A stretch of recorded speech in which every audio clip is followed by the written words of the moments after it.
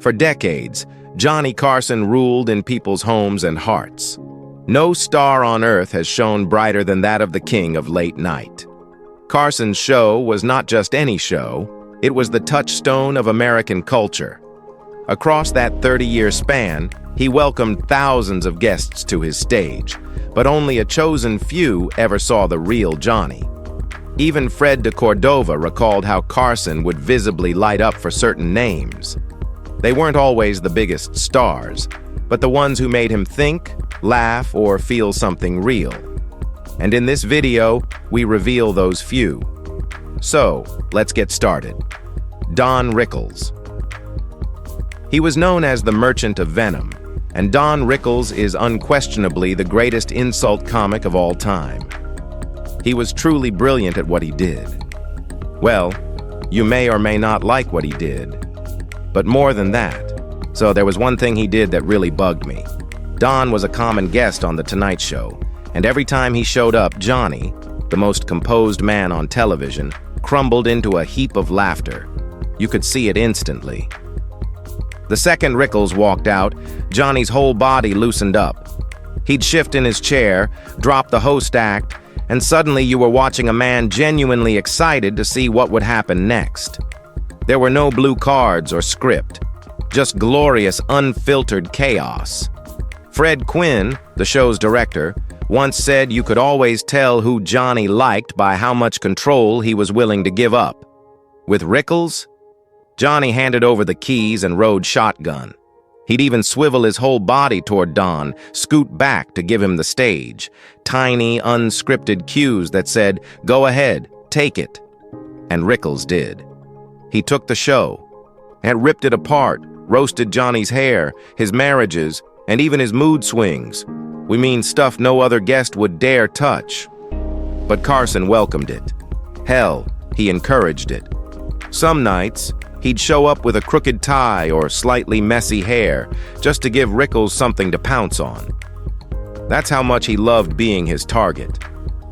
The crew had a term for the moments Rickles triggered. Genuine Carson laughter. Not the polished chuckle he used on other nights. This was full body, shoulder shaking, and teary-eyed, can't catch his breath kind of laughter. It only came out when Rickles was on. Even the legendary Ed McMahon noticed it. He wrote that if Don came on and behaved too nicely, Johnny would poke the bear until the insults started flying. It wasn't just good television. It was Johnny reconnecting with the unpredictability he missed from his stand-up days. Rickles didn't just make Johnny laugh, he made him feel alive. And that's not something you can fake or AI. George Carlin. Well, George went from clean-cut comic to the countercultural icon. He spent the rest of his time being nothing less than his real self. Or so people thought. For all his bold language and racy confessionals, Carlin was deeply thoughtful, a craftsman of ideas just as much as punchlines. And Johnny saw it early. When Carlin first showed up on The Tonight Show in the 60s, he looked like any other young comic. Tight suit, short hair, and punchy jokes about airline food or odd habits. But by the late 70s, he was almost unrecognizable. Long hair, a beard, and a mind burning with social commentary. And he didn't just tell jokes anymore. He held up a mirror to America and made sure the cracks showed. Most hosts would have quietly stopped booking him. Not Carson.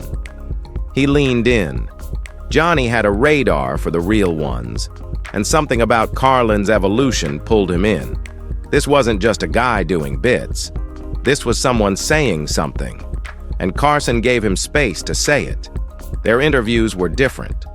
With most comedians, Johnny set up pre-approved setups and waited for the punchlines. With Carlin, he asked questions, real ones, about writing, language, and performance, like a student talking to a mentor. And physically, Johnny showed it. Early on, he kept that classic desk posture, slightly leaned back, one hand on the cards. But as Carlin sharpened, Johnny would lean in, shift forward. I even step out from behind the desk and sit beside him. That almost never happened. Tony Mendez, who managed Carson's cards, said the shift was obvious. The body language changed. The tone changed. Johnny wasn't just hosting anymore, he was learning. You could see it on his face. With most comics, Carson wore the same smile. But with Carlin, the brow furrowed, the head tilted. It was his considering face, as staffers called it. He wasn't waiting for the next joke. He was absorbing it. And maybe that's why Carson admired him so much. Because George kept evolving, even when it wasn't popular, he stayed unpredictable. He was raw, real, and true. And that, in Johnny's world of polish and control, was rare and worth showing up for. James Stewart. Everyone watching thought Johnny adored Jimmy Stewart. The way he leaned in, nodded thoughtfully, smiled at the right times. It all looked effortless. But behind the camera, the story was different. Stewart's rambling stories, his slow, measured delivery, and especially those dog poems, they drove Johnny absolutely up the wall. The endless dog stories, he once called them backstage, with just enough eye roll to make the whole crew laugh. It's not that he disliked Stewart as a person. He respected him. But on a show built on pacing and rhythm, Stewart's segments felt like hitting a patch of wet cement. Viewers saw warmth. Directors saw the pencil tapping. When Stewart went on one of his slow burns, Carson would subtly shift his weight in the chair, his disengagement posture, as the camera guys called it. Still smiling, still nodding, but mentally somewhere else. It wasn't personal, it was professional. Johnny valued timing, and tight beats and flow. Stewart, for all his charm, didn't play by those rules. His stories felt rehearsed, carefully unpolished, and that rubbed Johnny the wrong way. What made it all so fascinating was how well Carson faked it. Most guests would have felt the chill if Johnny wasn't into it. But with Stewart, he kept up the act. Not because he wanted to, but because he had to. The public loved those visits. And Johnny, ever the professional, knew how to deliver what people expected. Carl Sagan. When Carl showed up, Johnny didn't just smile. He lit up like a kid at a toy store. There was a very real, unguarded curiosity in him that you rarely saw on television, especially from a man so famously controlled. Sagan wasn't a comedian, an actor, or even a typical guest. He was a scientist who made the cosmos feel like a bedtime story. And in Johnny, who studied astronomy in college and kept a telescope by his Malibu window, hung onto every word. This wasn't the polished host reading blue cards. Johnny brought his own handwritten notes to these segments, sometimes scribbled with formulas or half-drawn constellations he wanted to ask about. He leaned forward, shoulders squared, brow furrowed, what the crew nicknamed his learning posture. With most guests, Carson sat back, half plotting the next line or commercial cue. With Sagan, he forgot about time completely. The show's usual rhythm vanished, and if it meant bumping another guest to keep the conversation going, so be it. There was something sacred in their dynamic, a rare moment when television stopped performing and started thinking. Carson once told Joan Rivers, "Carl never dumbs anything down. He makes the audience reach up." That was Johnny's own unspoken philosophy. Make people smarter without making them feel dumb. The moments he shared with Sagan weren't just interviews. They were personal indulgences, a kind of televised escape hatch from the glitter and noise of showbiz. Sometimes he'd be so swept up in the discussion that he'd interrupt. Not to crack a joke, but to add a thought of his own. The kind of eager participation you'd expect from a student in a great lecture. You could see it in the way he sat, the tone of his voice, the timing of his questions. And when Sagan spoke about the vastness of space or the fragility of Earth, Johnny didn't listen. He absorbed it. Bob Newhart. There was something about Bob Newhart that made Johnny Carson slow down. And not just out of admiration, though that was definitely there, but because Newhart's timing was so precise, so delicate, that Johnny didn't want to risk stepping on it. Bob didn't push his jokes on you. He let silence do the heavy lifting, then dropped the punchline like a pin in a still room. And Johnny loved every second of it. With most comics, Carson sat comfortably behind his desk, arms crossed, playing the rhythm keeper. But when Newhart was on, Johnny would lean forward slightly or stand off camera just to study the audience's reaction. Crew members even had a name for it, his studying posture. He wasn't just enjoying the bit, he was dissecting it. Carson once said, "He never tries too hard, and that's why he kills every time." It was technical admiration as much as comedic appreciation. And in private conversations with producers and writers, Johnny would break down Bob's segments like a science experiment, counting the seconds in his pauses, noting the smallest shifts in expression. He once told Ed McMahon, "He's a sniper. One pause, one breath, and bang, it's done." What made their connection even more rare was that it didn't stop at the professional level. Over time, their segments started sounding less like interviews and more like two seasoned players riffing off each other backstage.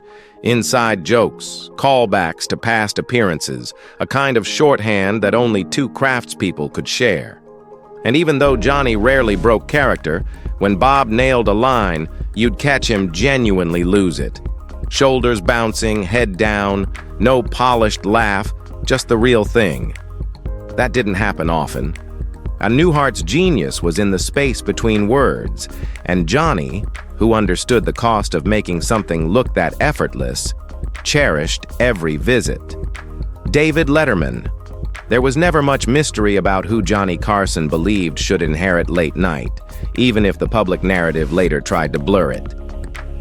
When Johnny signed off for the final time in 1992, voice cracking and eyes heavy, he spoke politely about the future of the show. Behind closed doors, though, he had already said the quiet part out loud.